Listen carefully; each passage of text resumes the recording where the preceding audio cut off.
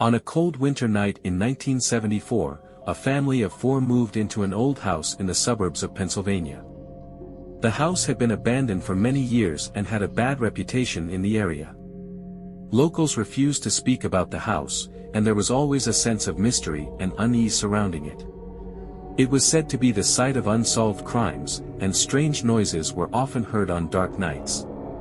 The Adams family didn't pay attention to those rumors. All they wanted was a fresh start in the large, affordable house. However, from the moment they stepped inside, strange things started happening. The lights flickered on and off on their own, doors opened and closed without anyone touching them, and dark stains appeared on the walls that hadn't been there before. One night, Margaret, the mother, was sitting in the living room reading a book when she heard heavy footsteps coming from upstairs. At first, she thought it was her husband or one of the kids, but when she called for them, no one answered. Concerned, she went upstairs to check.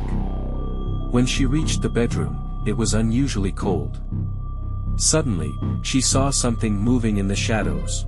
A tall, looming figure stood in the corner of the room, its features indistinct. Margaret screamed and ran downstairs.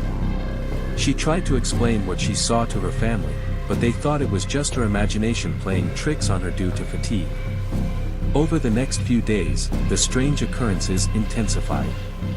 They began hearing children's laughter in the middle of the night, objects moving on their own, and a foul odor would fill the house without any clear source. John, the father, decided to research the history of the house. What he discovered was terrifying. In the 19th century, the house had been the scene of a gruesome murder where one of the residents killed his entire family. The man, who was said to be mentally disturbed, claimed that voices had ordered him to do it. Since then, no family had ever stayed in the house for long. Once the family learned the truth, they decided to leave. But things didn't go as planned. The night they intended to move out was the most chaotic.